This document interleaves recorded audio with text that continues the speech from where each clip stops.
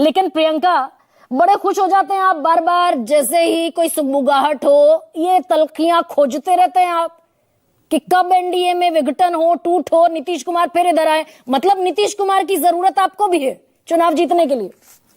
गरिमा जी, नीतीश कुमार जी बचे हैं, उनका अनऑफिशियल अलायंस, उनका अनऑफिशियल विलय का तो पूरा हर दिन सबूत आते रहता है। अब मैं आपको एक पिक्चर दिखा रही हूँ, शेयर कर रही हूँ। हाँ। आप चला सकती हैं तो ये देखिएगा। यहाँ पे ये जेडीयू का ऑफिशियल पेज है और इस पे लिखा है दिल्ली के रामलीला मैदान में भाजपा सरकार का शपथ ग्रहण समारोह। जहां तक मेरी खबर है, यहाँ तो दिल्ली में एनडीए की सरकार ने चुनाव लड़ा था ना, एक सीट तो नीतीश जी को भी मिला था, एक सीट चिराग जी को मिला था, तो यहाँ तो एनडीए लिखा होना चाहिए था, पर वहां भाजपा सरकार लिखा है। मतलब जेडीयू की अब इतनी हिम्मत भी नहीं रही, हैसियत भी नहीं रही कोई यहाँ पे लिख सके कि ये एनडीए का शपथ ग्रहण समारोह है। और रहा, क्योंकि आपका टैगलाइन चैनल का ये लगातार चल रहा था कि नीतीश जी की विरासत पर कब्जे की लड़ाई। कौन सा विरासत? वो एक सिद्धांत जो ये कहता है कि जिधर सीट मिले, जिधर सत्ता मिले उधर पलट जाओ। ये पलटने का काम आरजेडी ने आज तक नहीं किया, कभी दंगाई बलवाइयों से समझौता नहीं किया। हम काम करने में यकीन रखते हैं और अपने 17 महीने के कार्यकाल में हमने एचडी डेमो दिया है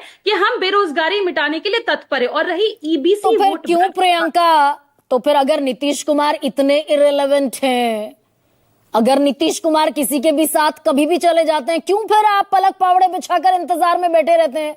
लालू प्रसाद यादव भी दरवाजे खोल देते हैं। और अभी ये भाई वीरेंद्र कह रहे हैं कि एनडीए की बैठक में क्यों जाएंगे नीतीश कुमार, वो तो इधर आएंगे। अनुप्रिया जी अभी गलत कह रहे हैं क्या भाई वीरेंद्र? ना ना नहीं, अनुप्रिया जी का छोड़िए ना, ये भाई वीरेंद्र गलत कह रहे हैं। बिल्कुल गलत नहीं कह रहे हैं, वो सही कह रहे हैं। जो आना चाहे आए, आए जाए, कोई फर्क नहीं पड़ता। लेकिन ड्राइविंग सीट पर तेजस्वी प्रसाद यादव ही हैं, क्योंकि अब बिहार थका हारा सीएम नहीं चाहता है। ईबीसी वोट बैंक की बात हो रही थी कि उसमें नीतीश बाबू ने काम किया। क्या काम किया? 12% ईबीसी को आरक्षण दिए थे कर्पूरी ठाकुर जी। राबड़ी जी की सरकार आई तो किया गया, लालू जी की सरकार। प्रियंका 1 सेकेंड, आपकी आवाज चली गई, लेकिन वहीं पर फिर सवाल को मैं घुमा देती हूँ। हाथ मिलाए उस समय में आरक्षण को खत्म कर दिया गया। अनुप्रिया जी ने यह नहीं बताया कि जिस समय में भाजपा दोबारा से ये लोग आए हैं, उस समय में इन लोगों ने आरक्षण को खत्म करवा दिया। पटना हाईकोर्ट से रोक लगा, इन लोगों ने उसके खिलाफ कोई सुप्रीम कोर्ट में कोई याचिका दर्ज नहीं की। तो इनका तो क्लियर स्टैंड है ना कि नाम लेंगे हम पिछड़ों अति पिछड़ों का, लेकिन हमको बस कुर्सी से चिपके रहना है। ये है इनका एजेंडा। अब मैं सिर्फ 17 महीनों की बात कर रही हूँ, क्योंकि हमको उस समय में काम करने का मौका मिला, तो हमने दिखाया। हमने 5 लाख सरकारी नौकरी दी, हमने स्वास्थ्य व्यवस्था सुधारे। अभी देख लीजिए लोगों का जो मृत शव है उनके। लेकिन हाँ, सुनिए ना, सुनिए तो सही भाई, नीतीश कुमार की मर्जी के बगैर नौकरी दे देते हैं आप। मुख्यमंत्री की कुर्सी पर तो फिर भी नीतीश कुमार ही थे ना। ये सवाल आप सिर्फ नहीं उठा रही हैं, ये सवाल बहुत लोगों ने उठाया, तो उसका जवाब यही हमारे पास में है कि उससे पहले भी तो एजुकेशन विभाग उन्हीं के अंदर था ना। क्यों उन्होंने नौकरियां नहीं निकाली, क्यों नहीं दिए? जिस समय में हम वादा कर रहे थे बीजेपी पर बोलने से। प्रियंका, आप भी ज्यादा हमला जेडीयू पर करना चाहती हैं बनिस्बत भारतीय जनता पार्टी के।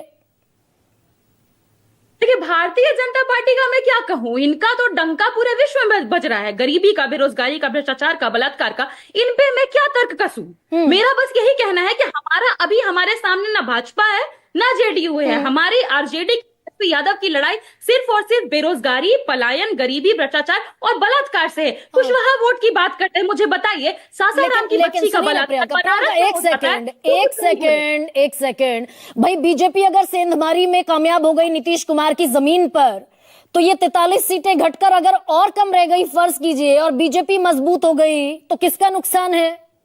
देखिए, मुझे जहां तक पता है कि बिहार बदलाव चाहता है। अभी तेजस्वी जी संवाद यात्रा पर निकले हैं, अगर आपने एक आध वीडियो भी देखा होगा, हर जगह आम लोग कहते मिल रहे हैं कि हम 15 साल दिए थे नीतीश बाबू को वोट या मोदी जी को वोट, लेकिन अब हम आरजेडी को चुनना चाहते हैं क्योंकि हम बदलते बिहार की तस्वीर देखना चाहते हैं। तो जो भी वोट शिफ्ट हो रहा है वो सिर्फ और सिर्फ आरजेडी के प्रति होगा, क्योंकि कास्टिस्ट करप्ट कम्युनल लोगों को बिहार की धरती कभी स्वीकार नहीं कर सकती। अच्छा, मतलब जो भी ये सेंधमारी की कोशिश बीजेपी की कामयाब नहीं होगी, ये कह रही है प्रियंका?